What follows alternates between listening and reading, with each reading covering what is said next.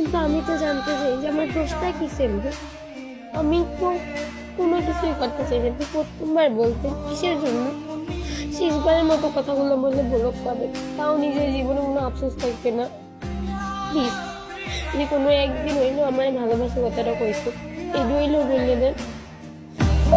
আমার শেষ কথাগুলো শুনেন, আমারে আপনি বলেন কিসের জন্য আপনি আমার সাথে এরকম করলেন।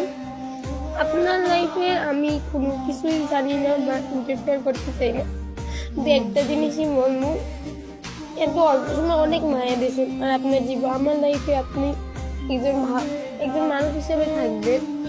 হয়তো আমি আপনার যোগ্য না, কিন্তু ওনার দোষটা কি ছিল এতটুকু ইয়েছেন। আমি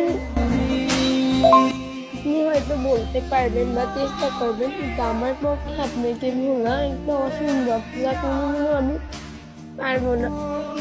আপনি আমার লাইফে বলতে গেলে এরকম ভালোবাসার মধ্যে প্রথম ভালোবাসা ছিল, যে মানুষটা চিনি না জানি না অনেক ভালোবাসছি।